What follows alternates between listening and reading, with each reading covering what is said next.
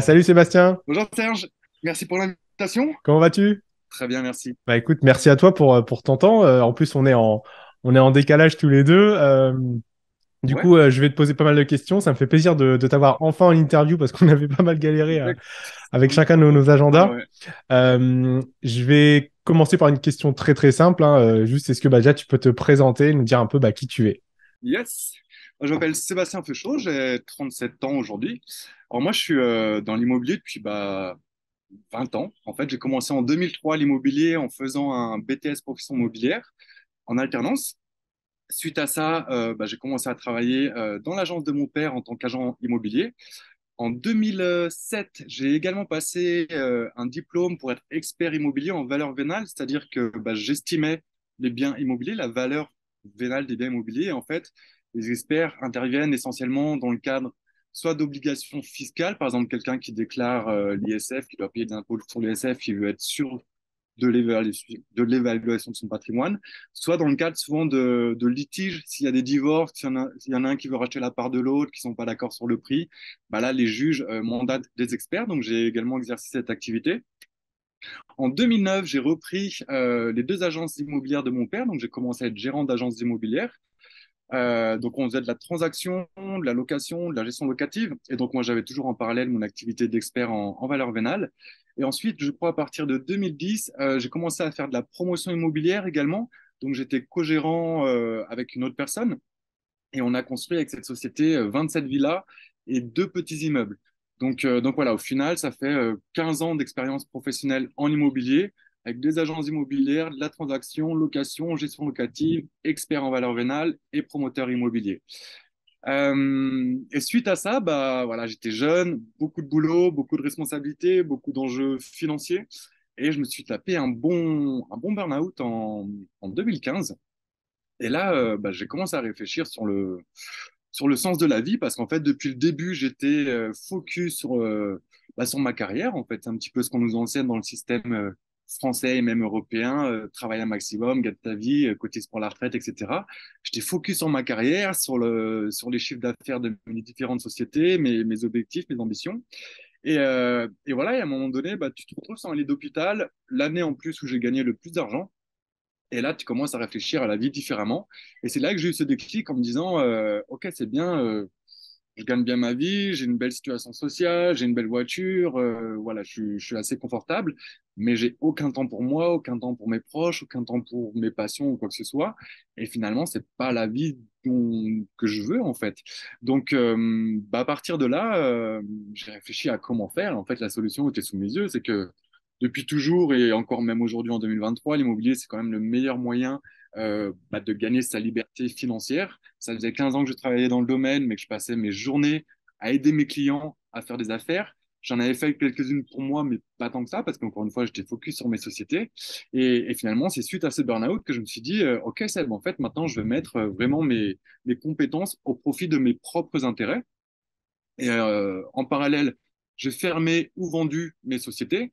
Et depuis 2018, je vis à Bali entre deux voyages. Donc là, ça fait maintenant 5 ans que je suis à Bali.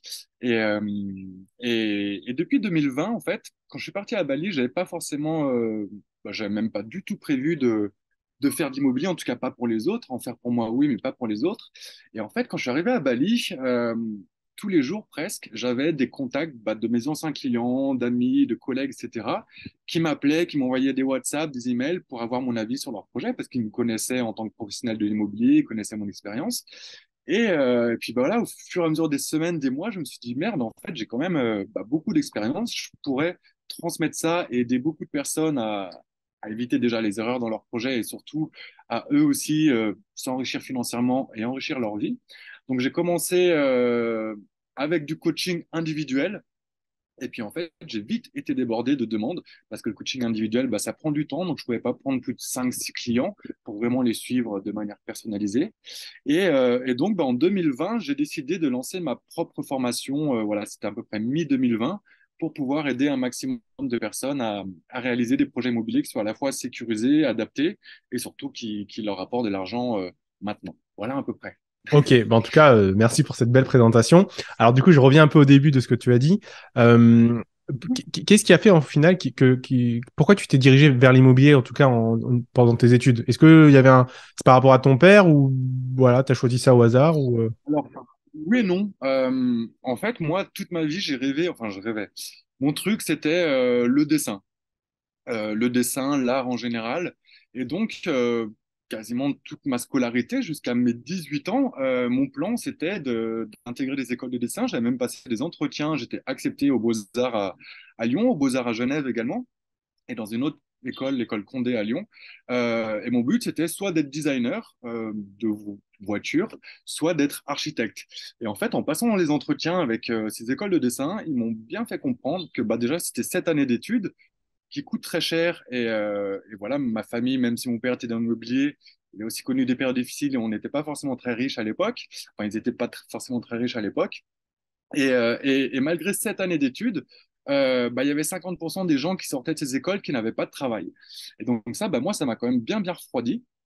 Et mon père, lui, en parallèle, il parlait jamais de son travail à la maison. Et je m'y intéressais pas. Et vraiment, même mes parents me supportaient dans mon envie d'être soit architecte, soit designer. Donc l'idée de faire de l'immobilier, c'est vraiment venu au dernier moment. En fait, ça s'est passé lorsque bah, j'étais en terminale, peut-être, je sais pas, 3 mois avant le bac, où on a eu une journée dans ma classe où ils ont fait venir des professionnels de différentes professions pour parler avec nous, pour qu'on puisse leur poser des questions sur leur travail, qu'est-ce que c'est concrètement et qu'est-ce que c'est leur quotidien, etc. Et en fait, là, moi, je m'en foutais un petit peu parce que moi, mon plan, c'était de faire du dessin et j'étais OK avec cette idée. Et là, ce jour-là, il y avait bah, un agent immobilier et, euh, et, et moi, j'attendais, j'avais pas envie de parler avec ces gens parce que je savais ce que je voulais faire. Et ma prof m'a un peu poussé en me disant, il y a un agent immobilier là, qui est tout seul, toi, tu es tout seul, va lui parler. Et en fait, c'est un peu la première fois de ma vie que j'ai parlé d'immobilier, où j'ai posé la question à cette personne, bah, concrètement, c'est quoi ton quotidien? Est-ce que tu es dehors, au bureau? Qu'est-ce que tu dois faire, etc. Même si mon père était lui-même voilà, patron d'agence, je savais pas trop concrètement ce que c'était que le travail d'un agent immobilier. Pour moi, c'était juste aller visiter des maisons. Ça, en fait, c'est 10% du taf d'un agent immobilier. Et en fait, bah, cette personne, je dirais, m'a donné envie d'en savoir plus. Et donc, c'est là la première fois de ma vie où je suis rentré chez moi. J'ai commencé à bombarder mon père de questions voilà, sur ce travail. Et surtout, bah, quelque part, c'était un travail qui m'a intéressé dans le sens où ça avait l'air très, très varié. Chaque journée est différente. On rencontre beaucoup de monde aussi. Bah, tous les jours, on rencontre de nouvelles personnes. Donc ça, c'était quelque chose qui m'a attiré aussi. Ensuite, pour avoir une carte professionnelle et pouvoir gérer une agence immobilière, le chemin le plus court, c'est de faire un BTS, donc c'est seulement 2 années d'études. Et j'avais, entre guillemets, la sécurité de l'emploi, puisque mon père étant gérant d'une agence immobilière, bah, j'étais à peu près sûr d'avoir du travail à la fin de mes études. Donc ça s'est vraiment fait au dernier moment, quelques mois avant le bac, où j'ai décidé finalement, une fois que j'ai obtenu mon bac, bah, d'intégrer l'école Sansu à Lyon pour passer ce BTS profession immobilière, quoi. Donc ça s'est vraiment fait ouais, un petit peu par hasard, quoi, je dirais. Ok, ça marche. Et du coup, alors, c'est une question un peu plus personnelle, mais tu parlais tout à l'heure de burn-out. Euh, Ouais. moi, j'ai presque connu ça aussi.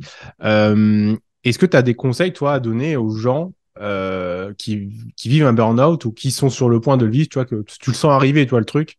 Ah ouais, Et clairement. comment tu t'en es sorti, quoi? Est-ce que tu as des conseils à donner à ces gens-là dans ces situations-là? Ouais, Comment tu as ouais, fait pour rebondir, en fait? ouais, ouais, carrément. Comme tu dis déjà, en vrai, on le sent venir. Moi, c'était une période où je faisais 15 kilos de moins qu'aujourd'hui. Je dormais pas, ou alors pour dormir, il fallait que je prenne bah, des somnifères, concrètement. Je tournais à 10-15 cafés par jour. Ça m'arrivait assez régulièrement, 2-3 fois par semaine, même de m'évanouir. Donc voilà, j'étais très mal physiquement, une mauvaise hygiène de vie, mais qui était aussi liée au fait que je travaillais 15-16 heures par jour, donc j'avais pas le temps de faire du sport, de prendre soin de moi, d'avoir du temps libre, de relaxer ou quoi que ce soit. C'est vraiment un cercle vicieux. Donc on le sent venir quand même. Mais voilà, moi j'étais patron de mes sociétés. C'était mon argent, mes responsabilités, mes employés. Et bah, c'est quasiment impossible de dire stop en fait. Même le dimanche ou même si je partais en vacances à l'autre bout du monde à New York, j'avais 100 emails par jour. Encore une fois, c'était mon argent, mes responsabilités. J'étais obligé d'ouvrir mes emails. Donc c'était vraiment du non-stop, du non-stop. Je l'ai senti venir et en même temps, bah, je ne savais pas comment arrêter la machine qui était en route. Et, euh, et voilà, quoi. Et à un moment donné, bah, je me suis retrouvé à l'hôpital en très mauvaise santé physique et très mauvaise santé morale, hein, clairement, parce que derrière, il y a de la dépression qui s'installe. Et comment l'éviter? Je dirais que écouter son corps, parce que c'est quand même la base. Souvent, c'est le corps qui donne les premiers signaux. Donc, quand à un moment donné, tu es stressé 24 sur 24, tu fumes un paquet de clopes par jour, 10 cafés, que tu dors plus, que t'es limite isolé, t'as plus trop d'amis, plus trop quoi que ce soit, et que ta vie c'est vraiment boulot, boulot, boulot, et qu'il n'y a plus de temps pour toi, bah voilà, savoir écouter son corps et puis sa tête aussi, et puis essayer, c'est pas toujours évident, comme pour moi ça paraissait presque impossible, mais de prendre du temps pour soi, et j'ai encore un petit peu ce défaut aujourd'hui, malgré cette expérience qui était vraiment très, très, très dure, où quand je suis motivé sur un truc, j'ai du mal à me dire ok, j'arrête de bosser. Je vois, j'ai des potes qui ont cette discipline, qui bossent à fond pendant du lundi au vendredi, mais le week-end, il n'y a pas de téléphone, il n'y a pas d'ordi, il n'y a rien du tout. Et moi, c'est vrai que j'ai encore c'est un petit peu cette tendance-là où quand j'ai un objectif voilà, devant moi, je suis capable d'enchaîner des semaines et des semaines sans prendre un jour off. Donc voilà, vraiment écouter son corps, écouter sa tête, écouter son entourage, parce que aussi nos proches sont souvent aussi les premiers à nous dire lève le pied parce que là, je vois bien quelque chose qui va de moins en moins bien avec toi. Et, euh, et savoir prendre du temps pour soi, en fait. Et parfois, c'est des petites choses, mais juste 1 heure par jour, faire 10 minutes de méditation, 30 minutes de sport, sortir se promener dans la nature, enfin voilà, plein, plein de petites choses qui font du bien et à la tête et au corps. Il faut savoir le faire, quoi, en fait, hein, tout simplement.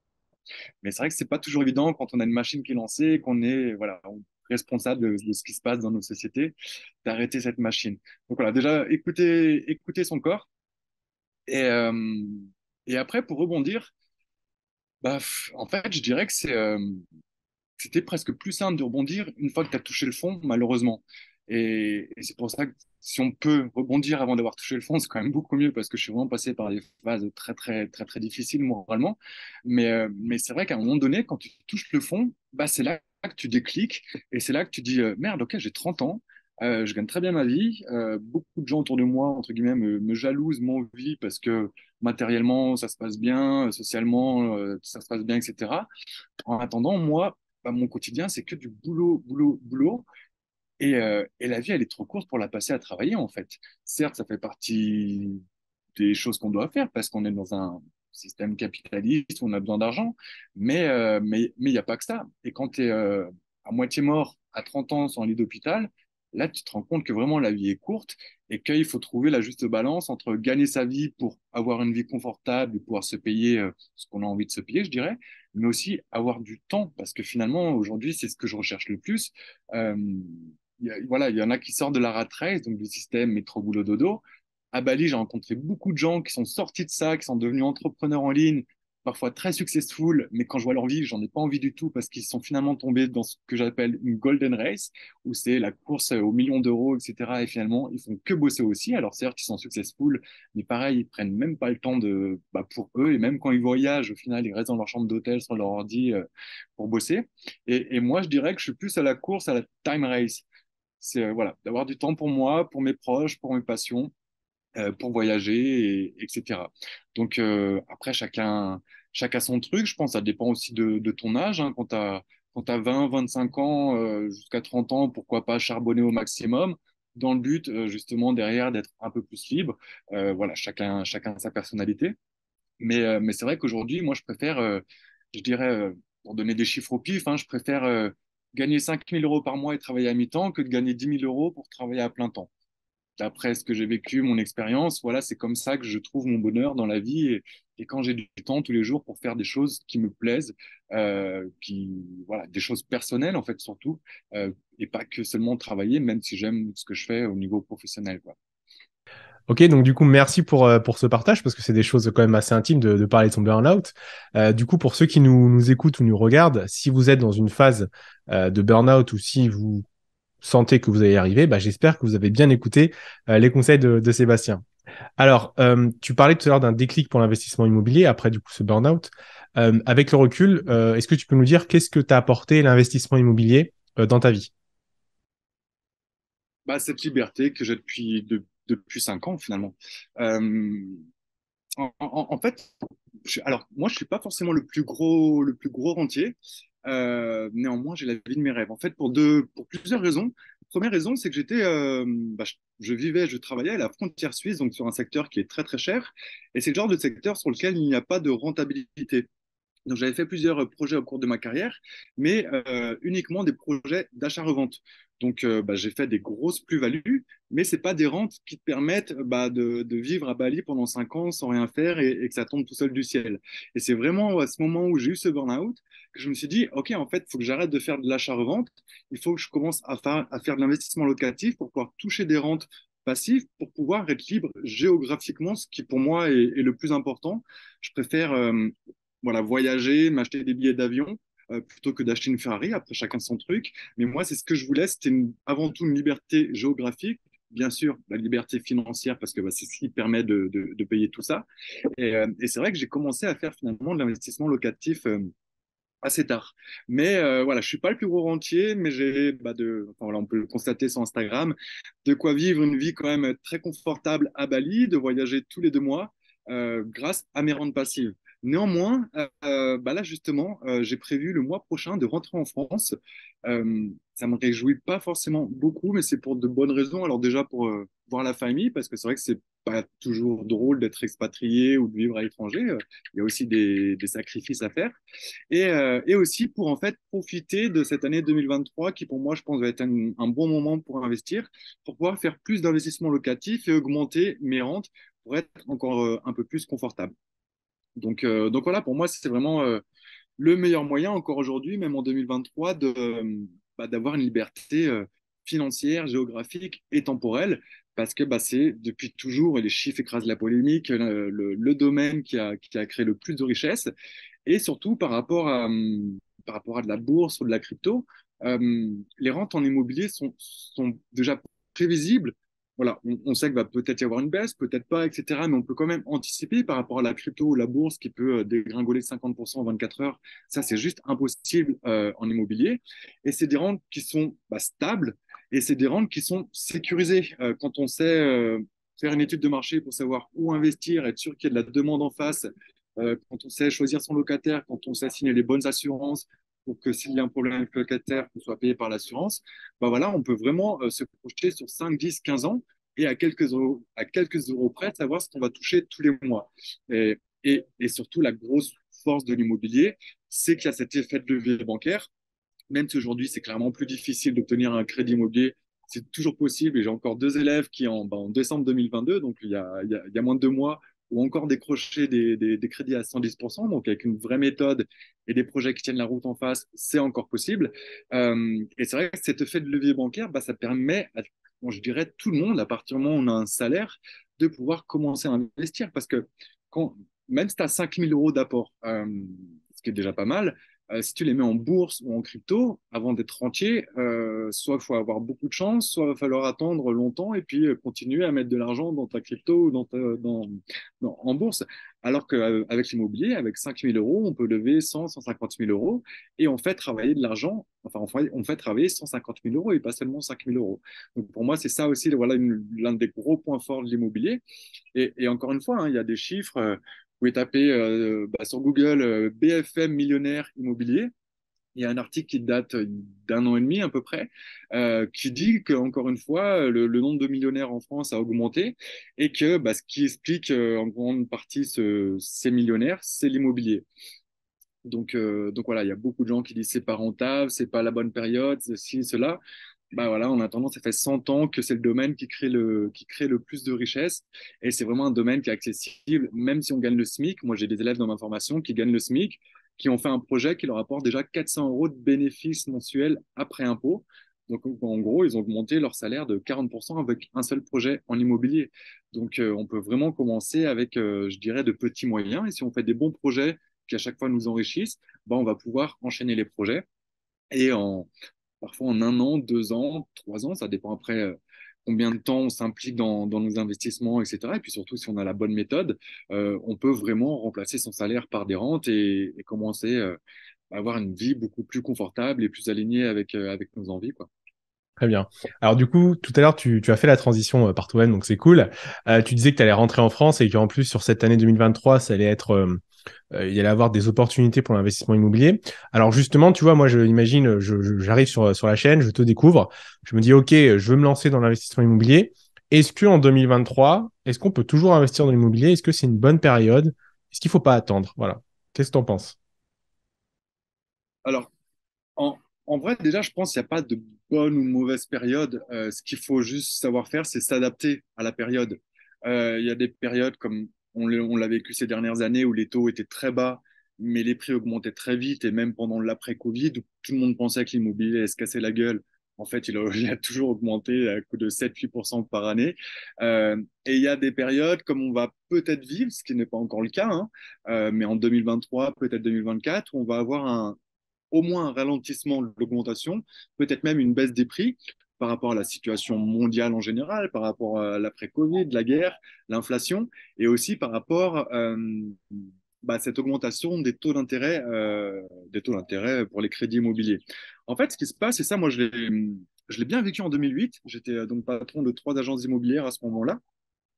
Et c'est même pas enfin, c'est pas les, comment je dirais, c'est pas la situation, c'est pas les faits qui créent une crise, c'est la réaction des gens par rapport à ces faits. C'est qu'à partir du moment où on entend sur TF1, sur BFM ou n'importe quel média, ouh là là, attention, les prix vont baisser, les taux augmentent, etc., etc. Qu'est-ce qui se passe en fait? Les gens ont peur parce qu'ils manquent de connaissances. Pour eux, ils ont peur. Et donc, qu'est-ce qu'ils se disent? Ouh là, on pensait acheter en 2023. Ça sent pas très bon d'après ce qu'ils disent sur BFM. Donc, on va faire le dos rond. On va mettre notre projet d'achat, que ce soit RP ou investissement, de côté. Et on verra quand ça repart. Et en fait, c'est tout l'inverse qu'il faut faire. C'est comme le Bitcoin. Il y a 2 ans, il y a 1 an, 2 ans, quand le Bitcoin était à 40, 50 000 dollars, tout le monde en parlait. Je me faisais targeter tous les jours sur Internet. On voyait des pubs dans tous les sens pour des formations, pour investir dans le Bitcoin, etc. Et maintenant qu'il est à, je ne sais pas combien, 20 000 dollars, plus personne veut en acheter, plus personne en parle. Et en fait, c'est exactement l'inverse qu'il faut faire. C'est acheter au creux de la vague et revendre au sommet. Et donc, pour moi, 2023, voilà, il y a déjà des gens qui ont peur d'investir. Il y a déjà des gens qui se disent, oula, les taux d'intérêt sont trop élevés pour investir, alors que là, aujourd'hui, on est à 3, 3,5. Moi, personnellement, j'ai commencé à investir, ils étaient à 5, et ça ne m'a pas empêché de faire peut-être mes meilleurs projets dans cette période-là. Donc voilà, pour moi, ça va être une bonne période parce que beaucoup de gens qui étaient du côté de la demande, acheteurs, vont s'effacer, ils vont passer à la location. Donc en fait, c'est toujours comme dans tous les business, une question d'offre et de demande. Si la demande, elle baisse à l'achat parce que les gens ont peur ou parce que les taux d'intérêt augmentent ou quoi que ce soit, ça veut dire que tous ces gens-là vont se retourner vers la location. Et si la demande, elle baisse à l'achat, logiquement, ça veut dire que les prix de l'offre vont baisser. Donc si tu achètes moins cher et que tu loues plus cher parce que toute cette demande-là qui était à l'achat devienne locataire, bah, en fait, forcément, tu as de meilleures rentabilités. Donc effectivement, pour moi, 2023, ça sera peut-être, voilà, ça fait 20 ans que je suis dans l'immobilier, peut-être, hein, parce que pour l'instant, il n'y a pas encore cette baisse des prix ou quoi que ce soit, mais c'est pas impossible que ça arrive. Et ça sera peut-être la meilleure période depuis 20 ans que je suis dans l'immobilier pour investir parce qu'on a toujours des taux, même à 3, même si ça monte à 4, voire 5%, ça reste très intéressant. Et derrière, on va avoir beaucoup de moins de demandes. Donc, il y a des gens qui ont déjà du mal à le vendre. Je le vois sur des groupes Facebook, ou moi j'ai un groupe Facebook où il y a plus de 5000 personnes. Des gens qui ont déjà du mal à vendre parce que justement, ces acheteurs ont peur, ils n'obtiennent plus leur crédit, etc. Et donc, on va pouvoir faire plus de négociations sur les biens que l'on achète. Donc, faire des bonnes affaires à l'achat, louer très cher. Et dans 2, 3 ans, quand le marché aura repris, parce que le marché reprend tout le temps, parce qu'en fait, encore une fois, c'est une question d'offre et de demande. Et à partir du moment où la population, elle augmente, tout le monde a besoin d'un toit. Donc, ça veut dire que la demande continue d'augmenter. Donc, c'est aussi ce qui fait une des forces de l'immobilier, c'est que c'est stable parce qu'on a toujours cet effet de demande qui augmente. Donc, il n'y a pas de raison que les prix dégringolent. Et donc, on revend dans 2, 3 ans avec des grosses, grosses plus-values. Donc, pour moi, ouais, 2023, ça peut être vraiment une super année, 2023, peut-être 2024, pour investir à condition d'avoir une méthode, parce qu'effectivement, aujourd'hui, les banques ont clairement resserré les robinets. Mais quand on a la bonne méthode et qu'on se démarque des autres, c'est là qu'on va pouvoir obtenir des prêts, c'est là qu'on va pouvoir saisir les meilleures opportunités sur le marché et faire les meilleures affaires, en fait. Donc, voilà mon plan pour 2023. Je rentre en France, voilà, comme je te dis, il y a des raisons familiales, personnelles. Mais dans ce but-là, d'entre guillemets, sacrifier 6 mois ou 12 mois pour pouvoir refaire plusieurs investissements et ensuite repartir à Bali ou ailleurs, reprendre ma liberté géographique, mais vraiment profiter de tout ce qui est en train de se passer en fait. Voilà, et investir au maximum auprès de la vague. Bon, bah, nickel. En tout cas, si 2023 est une bonne période, c'est rassurant pour les personnes qui nous regardent ou nous écoutent. Et autre chose aussi, voilà, je suis débutant, on voit beaucoup parler sur Internet du taux d'usure, ce fameux Ouais. taux. Est-ce que tu peux nous dire un peu ce que c'est? Qu'est-ce que le taux d'usure et enfin à quoi ça sert? Et voilà, si tu as des infos. En fait, le taux d'usure, il a toujours existé. C'est juste que là, on en parle parce qu'on est dans une augmentation des taux. Le taux d'usure, c'est le taux maximum auquel, le taux minimum auquel peuvent prêter les banques. Parce que les banques empruntent l'argent à la Banque centrale européenne avant de le prêter à nous, investisseurs particuliers. Et donc, voilà, ce taux augmente. Donc, forcément, les taux en banque pour les particuliers augmentent également. Le taux d'usure, déjà, il y a des astuces pour le faire baisser. On peut faire des emprunts en SCI, on peut faire des délégations d'assurance, c'est-à-dire prendre l'assurance du prêt dans les assurances. Mais surtout, il y a un truc que je voudrais expliquer, c'est que, en fait, même si les taux demain ils passent à 10%, moi, personnellement, j'en ai rien à foutre. Je continue d'investir à fond. Pourquoi? En fait, faut bien comprendre une chose. Comment on calcule une rentabilité dans n'importe quel domaine? Par exemple, la bourse. C'est simple, c'est les gains annuels divisés par le montant investi. Donc en fait, concrètement, c'est combien tu mets dans ta poche à la fin de l'année divisé par combien tu as sorti de ta poche au début de l'année. Par exemple, tu mets 10 000 euros en bourse au début de l'année et au 31-12, tu as 11 000 euros. Tu as donc fait 1 000 euros de bénéfices. Donc tu as fait 10% de rentabilité. Ça correspond bien aux 10% des 10 000 euros que tu as sortis de ta poche. Tu vois? Tu me suis jusque-là? Et en fait, en immobilier, on fait tous un faux calcul, c'est qu'au lieu de prendre les gains annuels, donc ce qu'on va mettre dans notre poche et diviser par l'investissement, donc ce qu'on a sorti de notre poche, on va prendre les loyers annuels, ce qui est clairement pas les gains annuels, parce qu'en face d'un loyer, tout le monde le sait, il y a un crédit à rembourser, il y a des charges, il y a des taxes foncières, il y a des impôts, etc. Donc les loyers ne sont pas ce qu'on va mettre dans notre poche, et on va diviser pas parce qu'on a sorti de notre poche notre investissement, mais par la valeur du bien. Tu achètes un bien à 100 000 euros, on va diviser par 100 000. Mais si ces 100 000 euros, tu les as empruntés à la banque ou si tu as mis que 5 000 euros d'apport, c'est ça ton investissement. Donc en fait, si par exemple tu achètes un bien à 100 000 euros, mais que tu as mis que 5 000 euros d'apport dans ce bien, concrètement, tu as sorti 5 000 euros de ta poche. Si ce bien, à la fin de l'année, t'a permis de gagner 5 000 euros de cash flow, donc de bénéfices après impôt, en fait, ta rentabilité, elle est déjà de 100%. Tu as sorti 5 000 de ta poche, tu mets 5 000 de plus dans ta poche à la fin de l'année. Déjà à 100%. Ensuite, toute cette année-là, ton locataire, si tu as mis en location, il va rembourser ton prêt. Donc, tu as amorti ton prêt, donc tu dois de moins en moins d'argent à la banque. Donc, même si tu as acheté le bien 100 000 au début de l'année et que tu le vends 100 000 à la fin de l'année, vu que ta dette à la banque a baissé, là, tu gagnes encore peut-être 4 ou 5 000 euros de plus. Donc, tu es déjà à 200% de rentabilité. Et ensuite, si à la fin de l'année, tu fais ne serait-ce qu'une plus-value de 5 000 euros, ce qui est très facile en un an quand tu as un minimum de connaissances en immobilier, en fait, concrètement, tu as sorti 5 000 euros de ta poche qui, à la fin de l'année, te font gagner 15 000 euros. C'est ce que tu vas mettre réellement dans ta poche. Donc, tu as 300% de rentabilité. C'est comme ça qu'il faut calculer l'immobilier. C'est pour ça que l'immobilier, c'est le domaine qui crée le plus de richesse. Et voilà, le calcul qu'on fait tous, loyer divisé par prix de vente, il est complètement faux. Les loyers, c'est pas ce qu'on va mettre dans notre poche. Et prix de vente, c'est pas ce qu'on a sorti de notre poche. Si tu regardes concrètement combien je sors de ma poche et combien cet argent que j'ai sorti de ma poche va me permettre de mettre dans ma poche à la fin de l'année, on peut atteindre des rentas de 2, 3, 400% assez facilement en immobilier. Donc c'est pour ça, si tu empruntes l'argent à 5 ou 10%, et derrière il te rapporte 300%, tout va bien. En fait, tu continues de t'enrichir pour t'endetter. Donc c'est pour ça que pour moi, l'augmentation des taux, euh, je m'en fous. Alors oui, clairement, ça va baisser un petit peu ta capacité d'emprunt, mais ça, c'est pas très grave. Peut-être qu'au lieu d'acheter un T3, tu vas acheter un T2, ce qui n'empêche pas d'investir dans l'immobilier. En parallèle, en principe, quand les taux augmentent, les prix diminuent un petit peu, donc ça compense un petit peu la hausse de tes futures mensualités. Et encore une fois, même si le taux est à 10%, moi personnellement, je m'en fous, je continue d'investir parce que je sais que enfin, que l'argent que je vais investir dans l'immobilier, l'argent de la banque, va me rapporter beaucoup plus que le taux auquel je vais l'emprunter. Donc ça, c'est aussi une chose que il n'y a pas beaucoup de gens qui en parlent sur Internet et pourtant, bah, c'est des chiffres concrets. Euh, et c'est pour ça que l'immobilier, c'est l'un vraiment, enfin, encore une fois, à ma connaissance, le secteur qui permet de gagner le plus d'argent et le plus facilement, quoi.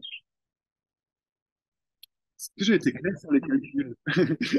Alors, d'habitude, je le présente avec des dessins, des graphes, etc. C'est vrai qu'à l'oral, c'est peut-être un peu plus compliqué. Mais, euh, mais voilà, comparons ce qui est comparable. Si on veut comparer l'immobilier avec la bourse, bah, les gains annuels, c'est pas les loyers, c'est le bénéfice, le cash flow. Et le, l'investissement, c'est pas le montant du bien, c'est notre rapport. Donc, si on fait le même calcul, on se rend vite compte que c'est beaucoup plus rentable que de la bourse ou même de la crypto ou quoi que ce soit, quoi. Bon, bah, en tout cas, Sébastien, merci pour toutes ces infos. Donc, pour tous ceux qui nous écoutent ou nous regardent, hein, vous avez entendu hein, l'immobilier, et je le dis souvent aussi, hein, moi, c'est le meilleur investissement.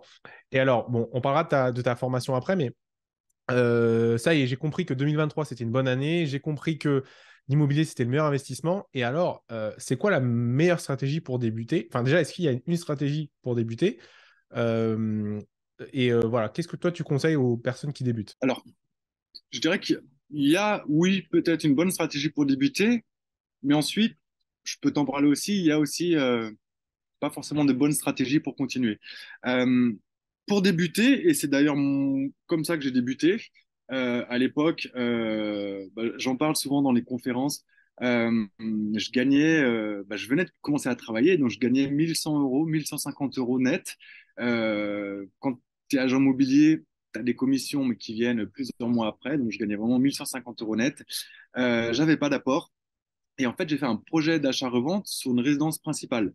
J'ai eu à la fois, je dirais, les connaissances pour saisir l'opportunité, mais aussi la chance de tomber sur une super opportunité. En fait, tout simplement, une personne qui venait d'hériter d'un bien, donc il n'avait pas de crédit ou quoi que ce soit, et il avait besoin d'argent rapidement pour faire un autre projet. Et donc, bah, il m'a dit clairement, je suis prêt à vendre moins cher que le prix du marché si je vends demain, plutôt que de vendre au prix du marché, mais attendre 6 mois. Et donc, j'ai fait un projet d'achat-revente sur une résidence principale.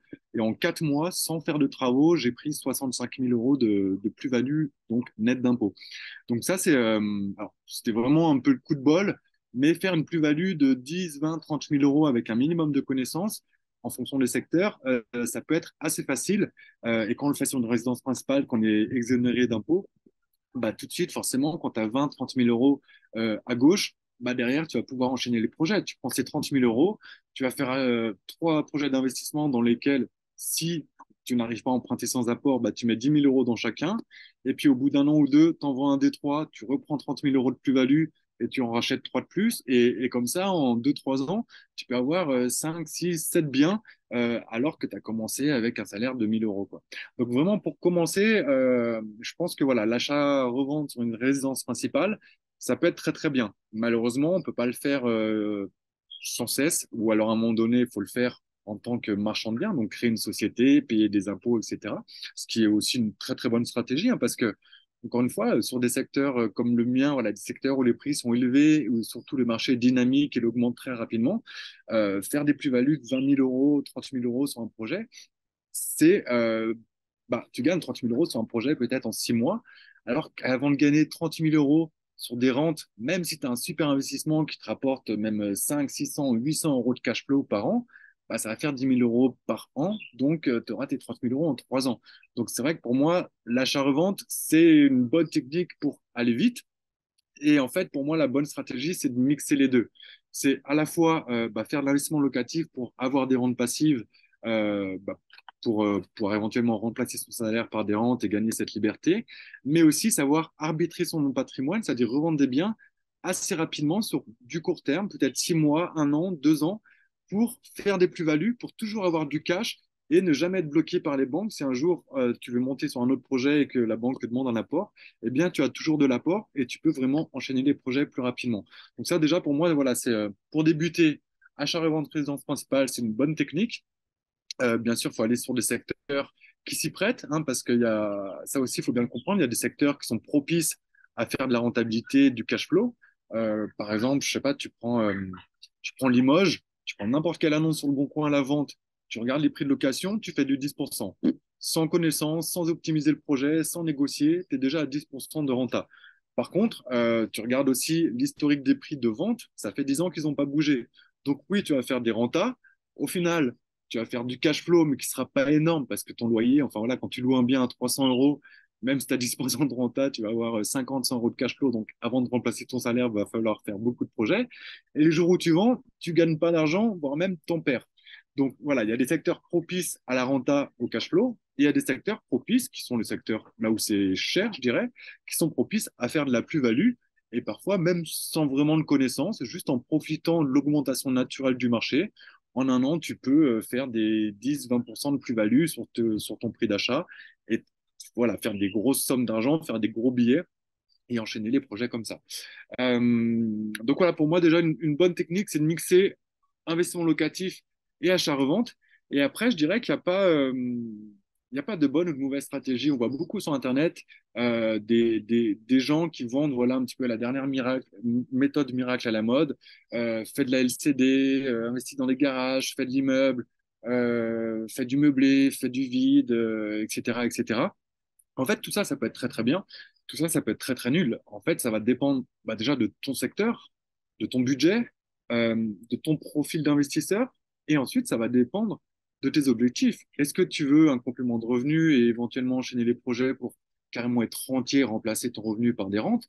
Est-ce que tu veux préparer ta retraite? Est-ce que tu veux te constituer un patrimoine allégué à tes enfants? Et c'est en fonction de ces deux choses-là, ta situation et tes objectifs, qu'on va choisir le bon projet.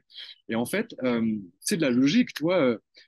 À ton avis, est-ce qu'une personne qui a 50 000 euros de budget va faire les mêmes projets qu'une personne qui a 500 000 euros de budget? Clairement pas. Est-ce qu'une personne qui vit à Paris a raison de faire les mêmes projets qu'une personne qui vit dans la Creuse? Clairement pas non plus. Est-ce que faire de la LCD à Paris ou voilà, dans des villes où il y a du tourisme, ça peut être un très bon plan? Si tu fais de la LCD dans la Creuse, bah, ton appart sera vide. Donc, ça va pas marcher non plus. Donc, toi, en fait, ce qu'il faut, c'est vraiment savoir faire une étude de marché, analyser son secteur pour savoir quelle est la demande sur son secteur. Ensuite, connaître son budget et voir, voilà, en fonction de son budget, est-ce que je peux acheter le type de bien qui correspond à la cible sur ce secteur?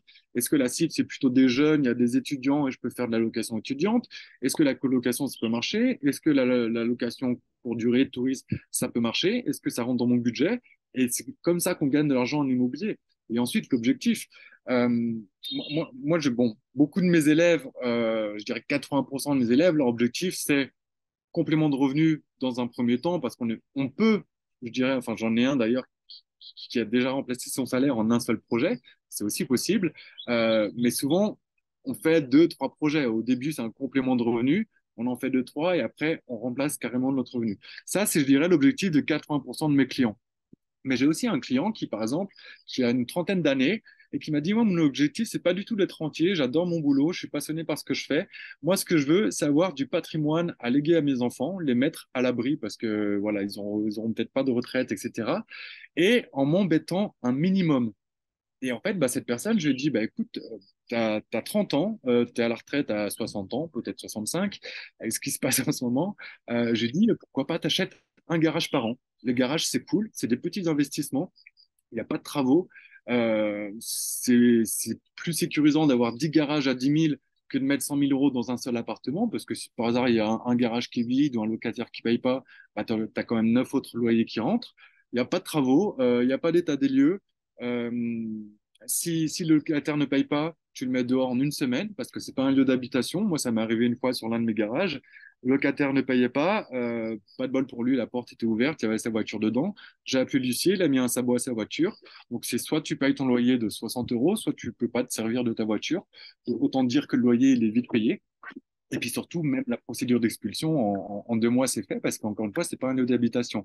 Donc, dans ce cas précis, dans la situation de cette personne et dans ses objectifs, mon meilleur conseil, c'est de dire, t'embête pas, t'achètes un garage par an, c'est des petits investissements, donc petits risques, tu diversifies un petit peu les secteurs, etc. Tu n'auras pas de travaux, rien à gérer derrière. Et si le locataire t'embête, tu le mets dehors facilement. Par contre, quelqu'un qui me dit, moi, je vais être rentier en 2 ans, faut surtout pas qu'il fasse ça, parce que sur un garage, tu vas gagner peut-être 5 ou 10 euros de cash flow, peut-être 20 euros, ça dépend des communes. Avant d'être rentier, il va falloir en acheter des dizaines, voire des centaines. Et acheter un garage à 10 000 euros, ça prend tant de temps que d'acheter un immeuble à 1 million. Donc, si tu veux aller vite et que tu as le budget, la stratégie immeuble, peut être une très bonne stratégie parce que ça prend exactement le même temps que tu achètes un immeuble en garage. Il faut faire une étude de marché, aller voir les banques, visiter des biens, démarcher des agences immobilières, passer peut-être du temps sur les sites, analyser le bien, négocier, aller chez le notaire, décrocher ton crédit, signer l'acte. C'est les mêmes étapes. Que tu achètes un truc à 10 000 ou un truc à 1 million, que tu achètes un appartement ou un immeuble avec 10 appartements, c'est le même taf. Donc voilà, encore une fois, tout dépend de ta situation, donc ton budget, ton secteur, ton profil d'investisseur aussi, parce que tu vois, bah justement, c'est ce que je disais. Moi, quand j'étais sur place, j'étais sur un secteur propice à faire de l'achat-revente et des plus-values, donc c'est ce que j'ai fait. Le jour où je me suis dit, je veux me casser de la France, bah, je suis plus sur place pour pouvoir visiter constamment des biens, suivre des chantiers, faire des travaux, revendre le bien, etc. Donc c'est là que je me suis dit, OK, moi, mon profil d'investisseur maintenant, c'est d'avoir des rentes passives qui tombent toutes seules parce que je serai à l'autre bout du monde, j'aurai pas le temps de gérer des travaux. Donc, ta situation, tes objectifs, et de là, faire ce que j'appelle de l'immobilier sur mesure. C'est comme ça vraiment qu'on gagne de l'argent en immobilier, qu'on gagne un maximum d'argent. Et même si ton voisin, ton copain a gagné beaucoup d'argent en faisant de la LCD, peut-être que toi, il faut surtout pas que tu fasses ça parce que tu n'as pas le même budget, tu n'as pas forcément le temps de gérer des arrivées de clients tous les 2 jours, d'aller changer les draps, tu n'as pas forcément envie de déléguer ça à quelqu'un, tu es peut-être sur un secteur, enfin, tu n'as pas forcément envie de prendre des risques parce que la LCD, bah, on l'a vu pendant le Covid, tous ceux qui avaient des apparts en gros sur la Côte d'Azur, à la mer destinée au tourisme pour l'été, et que d'un coup, il n'y a plus de tourisme, bah, ils se sont retrouvés avec zéro de loyer et un projet qui a complètement capoté. Et ils ne peuvent pas enchaîner, ils n'ont pas de cash flow, ils perdent même de l'argent, etc. Donc voilà, chaque type d'investissement a des avantages, des inconvénients. Ce qu'il faut, c'est juste connaître les avantages et inconvénients de chaque type de bien, de chaque type de location, de chaque type de régime fiscal, et ensuite vraiment adapter ça par rapport à ta situation et tes objectifs. Et quand tu sais faire ça, bah, c'est là que tu gagnes un maximum d'argent en un minimum de temps. Parfait. Bah, en tout cas, merci pour déjà tous ces conseils que tu as donnés depuis le début de la vidéo, hein. Donc, pour ceux qui nous regardent, nous écoutent, hein, je vous invite à liker la vidéo, à la partager, à vous abonner et aussi à aller suivre Sébastien sur son Instagram, donc, du coup, qui s'affichera en dessous. Et dites-nous en commentaire aussi où est-ce que vous habitez. Alors, si vous habitez la Creuse, pas de souci, vous inquiétez pas, on vous aime quand Non, mais il même. y a des super projets à faire, hein. Mais encore une fois, il faut juste s'adapter. Dans la Creuse, tu vas faire des super cash flow, des super rentas. Par contre, tu feras pas ou peu de plus-value. Donc, si tu pars sur un achat-revente, tu risques de te planter. Donc voilà, si tu es dans la Creuse, bah, reste dans la Creuse si tu veux faire du cash flow. Si tu veux faire des plus-values, à 1 heure et demie de route de chez toi, peu importe où tu es dans la France, on peut trouver le secteur opposé, aller sur un secteur plus cher. En fait, c'est assez simple, hein. Alors après, bien sûr, il y a l'histoire de faire des travaux, d'optimiser un bien, des divisions, etc. Mais en gros, le truc basique, je dirais que de zéro, enfin ça n'existe pas à zéro, mais de 1000 à 2000 euros le mètre, c'est des secteurs qui sont propices à faire de la renta et du cash flow, donc de l'investissement locatif. Entre 2000 et 3000 euros le mètre à peu près, c'est des secteurs où tu peux faire un peu les deux. Tu vas pouvoir faire du cash flow un petit peu moins que sur les secteurs vraiment pas chers, mais tu vas quand même pouvoir faire aussi peut-être certainement une jolie petite plus-value parce qu'on est quand même sur des secteurs bah, qui ont un certain coût et qui sont en principe assez dynamiques. Et sur les secteurs à 3, 4, 5, 10 000 euros, bah là, tu n'auras pas de renta, tu n'auras pas de cash flow, même avec toutes les connaissances du monde. Par contre, voilà, tu achètes une maison, je dis n'importe quoi, l'extrême, tu achètes une maison à 1 million d'euros à Saint-Tropez, les doigts dans le nez, avec un minimum de connaissances, tu la revends 1,1 million 6 mois plus tard. Et là, tu fais des grosses plus-values. Donc, il y a trois types de secteurs. Et encore une fois, il faut juste savoir adapter. Et vraiment, j'ai fait cette étude avec plusieurs de mes élèves. Peu importe où tu habites dans la France, que ce soit en plein centre de Paris ou en plein centre de la Creuse, à 1 heure et demie autour de chez toi, on peut trouver le secteur opposé. Si tu es sur un secteur très cher, tu déplaces d'une heure et demie, bing, on peut trouver des secteurs à moins de 2000 euros le mètre et inversement. Donc, encore une fois, il faut juste savoir adapter ses projets par rapport à sa situation et à ses objectifs. Et je dirais que tes objectifs ont changé. Comme je te le disais moi-même, au début, c'était de faire des plus-values parce que j'étais sur un secteur qui s'y prêtait et que de faire 20 000 euros de plus-value, ça va beaucoup plus vite que de faire 20 000 euros de rente. Mais le jour où je me suis dit, je me casse à l'autre bout du monde, j'ai pas le temps pour gérer des chantiers, eh ben, j'ai changé de stratégie. Donc vraiment, à chaque projet, ta stratégie, ton type de bien peut changer parce que ton objectif a changé, ton budget a changé et ainsi de suite. Donc c'est vraiment ça le secret pour moi, c'est de savoir faire de l'immobilier sur mesure. Et pour ça, il faut connaître voilà, un petit peu toutes les méthodes pour savoir quelle est la bonne à un instant T par rapport à ta situation et tes objectifs. Donc, vous voyez, hein, vous pouvez, peu importe votre secteur, hein, vous pouvez trouver un investissement qui est adapté à vous. Alors maintenant, on va parler de tes formations. Tu disais depuis 2020, Ouais, tu avais t'avais mis ton expérience et ton savoir au service du coup des autres. ouais, Est-ce que tu peux nous parler du coup de ta formation? Comment tu accompagnes les gens? ouais. Qu'est-ce qu'on peut y trouver? Voilà, moi, je veux tout savoir Yes, sur ta formation. yes. Euh, Bah, encore une fois, j'avais pas prévu de faire ça. Et donc, quand je me suis donné cette mission, en fait, pour moi, c'était à un moment donné une mission de vie. Quand je voyais qu'au quotidien, j'avais des questions et qu'effectivement, j'avais de l'expérience pour pouvoir aider des gens déjà à éviter les erreurs, parce que j'en ai vu toute ma vie, j'ai vu des gens tout perdre à cause d'un projet immo raté, mais aussi bah, à sortir un peu de ce système, enfin complètement même, métro boulot dodo, la rat race et gagner en liberté et en joie de vivre, je dirais. Et ben pour moi, c'est devenu évident qu'il fallait que je fasse ça. C'était comme une mission de vie, une légende personnelle de transmettre mon expérience. Du coup, j'ai fait ma petite étude de marché. J'ai analysé un petit peu ce qui existait déjà sur le marché. Donc, il y a des centaines et des centaines de formations sur le marché. Il y en a forcément des très bonnes, il y en a des moins bonnes.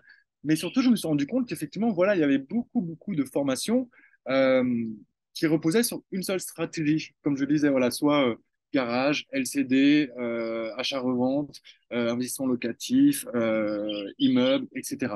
Et comme je disais, ça peut être très, très bien pour une personne et très, très nul pour l'autre. Et donc, j'ai voulu vraiment prendre un petit peu le contre-pied de tout ça et créer une formation qui explique un peu toutes les stratégies, tous les types de biens, tous les types de locations, pour justement les gens puissent faire de l'immobilier sur mesure. Et en fait, j'ai travaillé presque un an pour créer cette formation. Aujourd'hui, c'est concrètement, vous pouvez le vérifier sur le programme, la plus complète du marché. Il y a 60 heures de vidéo, 150 documents. Donc, il y a des gens qui me disent c'est trop long, j'ai pas le temps, machin. Mais au final, quand ils se lancent dans leur projet, ils se rendent vite compte qu'ils vont y passer beaucoup plus d'heures que ça s'ils n'ont pas de méthode. Et encore une fois, c'est une formation qui t'apprend l'investissement locatif, qui t'apprend l'achat-revente, mais pas que, qui t'apprend aussi à obtenir ton crédit, bien entendu, à justement à définir un projet sur mesure, à gérer tes travaux ou ta déco, à optimiser ta fiscalité. Et le reste, parce qu'en fait, certains pensent qu'un projet immobilier s'arrête au moment où tu as acheté. En fait, c'est là où il commence. Derrière, il va falloir louer, il va falloir gérer et il va falloir vendre. Et donc, moi, j'ai mis tout ça dans la formation. Après, tu n'es pas obligé de tout regarder. Tu peux regarder aussi que ce qui t'intéresse. Donc, tu n'as pas acheté de bien. Tu n'as pas besoin de regarder le module, savoir comment le vendre. Pour l'instant, on peut le mettre de côté. Puis, tu regarderas ce module au moment où tu voudras le vendre. Mais j'ai vraiment tout mis. Donc, en fait, ça va être aussi bien les gens qui veulent faire du locatif que de l'achat-revente. Même quelqu'un qui va acheter une résidence principale, quelqu'un qui veut louer seul un bien, quelqu'un qui veut gérer seul un bien, quelqu'un qui veut vendre seul un bien. Et cette formation, bah, voilà, il y a beaucoup de formations aussi qui sont peut-être très très bonnes, mais qui durent 5, 6, 7, 8 heures de vidéo. Donc même si 8 heures de vidéo sont excellentes, je vois pas comment en 8 heures seulement tu peux tout savoir en détail. Et malheureusement, l'immobilier, c'est quand même un domaine qui est assez large. Il y a du juridique, il y a la technique de bâtiment, il y a du public relation, il y a de la fiscalité, etc. Même si tes 8 heures, elles sont excellentes, tu peux pas tout savoir en détail. Et donc, du coup, il y a encore des gens, soit qui, après avoir regardé ces formations, se disent, merde, finalement, là, aujourd'hui, je dois aller voir un agent. Concrètement, qu'est-ce que je lui dis? Comment je présente ma demande? Ou comment je fais ci? Comment je fais ça? Donc, soit qui se lancent toujours pas, soit qui se lancent et en faisant encore des erreurs. Et moi, j'ai vraiment voulu faire une formation ultra complète pour vraiment expliquer comme un enfant de 10 ans. Je pense qu'un enfant de 10 ans est capable de le faire avec ma formation, étape par étape et en expliquant en détail quoi faire, dans quel ordre le faire, quand le faire, comment le faire. Donc, il suffit en fait de suivre les vidéos dans l'ordre, d'appliquer au fur et à mesure. Et en principe, mes clients, 3 mois plus tard, sont chez le notaire en train de signer un projet ultra rentable alors qu'ils étaient complètement débutants juste avant. Donc voilà, j'ai vraiment voulu faire quelque chose de très complet, très détaillé, certes, qui est en principe plus long que les autres formations qu'on trouve sur le marché. Je dis pas que c'est mieux, mais en tout cas, c'est plus complet et plus détaillé. Et donc, il n'y a plus de doute, je dirais. Tu sais exactement quoi faire. Ne serait-ce, par exemple, signer un contrat de location. J'ai eu l'occasion de voir certaines formations donc, que je nommerai pas, hein, mais qui donnent les contrats de location qu'on trouve gratos sur Google. Voilà, moi, d'expérience, je suis allé plusieurs fois au tribunal pour représenter mes clients. Quand tu as un contrat de loc qui tient sur une page recto verso, tu vas pas pouvoir te défendre et faire valoir tes droits en tant que propriétaire bailleur si tu as des problèmes avec le locataire. Moi, le contrat, par exemple, c'est juste un exemple hein, qu'il y a dans ma formation. C'est rédigé par avocat, il fait 50 pages et il y a une vidéo d'1 heure avec pour que je t'explique en détail qu'est-ce que ça veut dire, comment le remplir, etc. Donc, c'est vraiment voilà, une formation ultra complète, ultra détaillée, qui est adaptable à tout type de niveau. Aussi bien pour les débutants, c'est parfait, mais quelqu'un qui a déjà fait des investissements va forcément apprendre des choses parce que bah, c'est une formation qui est basée sur mon expérience du terrain. C'est pas juste ce qu'on trouve dans les livres ou sur YouTube. C'est vraiment, j'ai mis mon expérience du terrain. Et si tu connais un tout petit peu l'immobilier, tu te rends vite compte que chaque projet, il y a des particularités, des nouveautés, des nouveaux problèmes, des nouvelles solutions. Donc j'ai vraiment mis, voilà, il y a la partie théorique, bien entendu, mais aussi la partie pratique dans cette formation. Et j'ai voulu aller au bout de la démarche, pas juste apprendre à acheter pas cher, louer cher et bing, t'es rentier, mais aussi voilà, apprendre à louer seul, à gérer seul, à vendre seul, à gérer tes travaux, etc. Même si ça, c'est des étapes qu'on peut déléguer, que d'ailleurs je conseille au bout d'un ou deux projets de déléguer. Euh, et bien le fait d'avoir des connaissances, de savoir c'est quoi louer un bien concrètement ou c'est quoi gérer un bien concrètement, ça va te permettre de savoir à qui déléguer. Ça aussi, je l'ai vu beaucoup de fois, des gens qui veulent voilà, confier la gestion de leurs biens à une agence immobilière et qui, en gros, bah, vont signer un contrat avec l'agent IMO qui a l'air le plus sympa. Sauf que la gestion immobilière, c'est pas juste encaisser un loyer, il y a plein d'étapes à respecter, des délais à respecter. Et comme je le disais, si déjà toi, tu respectes pas tes obligations en tant que proprio, le jour où ton locataire paye pas ou dégrade quelque chose, tu pourras rien faire. Donc le fait d'avoir ces connaissances, de savoir concrètement c'est quoi la gestion locative, bah, quand tu vas aller rencontrer des agences immobilières pour leur filer un mandat de gestion, tu sauras à qui le confier. Quand tu sais, quand tu as un minimum de base sur la fiscalité, même si tu sais pas en détail tout, quand tu vas aller voir deux, trois experts comptables pour savoir à qui tu confies tes projets, tu vas tout de suite voir qui a compris l'immobilier et qui va pouvoir réellement t'aider. Donc voilà, ça te permet de le faire toi-même tout seul, mais aussi de savoir bien déléguer derrière. Donc voilà, formation ultra complète, tous les documents, qui est vraiment tourné vers l'action, c'est-à-dire c'est pas, je le dis plein de fois dans ma formation, mais c'est pas une série Netflix que tu regardes et à la fin des 60 heures, tu sors de chez toi. Là, c'est vraiment à chaque module, tu passes à l'action et dès le module 2, où je parle d'aller voir des banques pour déjà définir ton budget avant d'aller chercher un bien, je t'explique comment tu vas avoir une banque, bing, tu vas avoir une banque. Ensuite, tu rentres chez toi, tu regardes la vidéo d'après, etc. Et en fait, déjà, juste à la moitié de la formation, tu es chez le notaire en train de signer ton compromis. Après, c'est voilà, l'obtention du crédit, les travaux, la mise en location, etc. Donc déjà, tu as seulement besoin, entre guillemets, de faire 30 heures de formation pour déjà être chez notaire en train de signer un investissement locatif beaucoup plus rentable que la moyenne française. Ensuite, voilà, tous les documents, les vidéos. En termes d'accompagnement, il y a plusieurs choses. Déjà, je prends tous mes nouveaux élèves au téléphone dès leur arrivée, dans la semaine qui suit leur inscription à la formation. En tout cas, je leur propose, quasiment 100% ont bénéficié de cet appel, soit un appel téléphonique, soit en visio, pour, bah, comme je le disais, connaître mon client, en fait. Quelle est ta situation? Combien tu as de budget? Est-ce que tu as de l'apport? Où est-ce que tu vis? Etc. Quels sont tes objectifs? Parce que derrière, justement, je fais du suivi avec mes clients. Et si je ne sais pas sa situation et ses objectifs, je ne vais pas pouvoir lui donner les bons conseils. Encore une fois, l'immobilier, pour moi, c'est du sur-mesure. Et donc, si je ne sais pas qui est en face de moi, je ne vais pas lui donner les bons conseils. Donc, je prends tous mes nouveaux élèves au téléphone ou en visio pendant entre 1 et 2 heures. Ça fait partie du prix de la formation. Ensuite, on a un groupe privé sur Facebook avec les membres de la formation où bah, déjà ils peuvent échanger, s'entraider entre eux, partager leurs feedbacks, leurs expériences, etc. Il y a déjà beaucoup d'élèves qui ont eu des super résultats, donc qui sont capables de répondre à plein de questions. Le fait d'être dans un groupe aussi de gens qui ont en principe les mêmes objectifs, la même formation, bah, c'est quand même aussi ultra motivant. Parfois, j'ai des gens qui disent ah bah merde, j'ai vu deux banques, j'arrive pas à avoir un prêt à 110%. Et bing, il y en a un qui l'a eu hier, il lui explique comment faire, etc. Et moi, personnellement, dans les 24 heures aussi, je réponds à toutes les questions. Encore une fois, de manière personnalisée, puisque je sais qui me pose la question, quel est son objectif. Donc il y a un vrai suivi.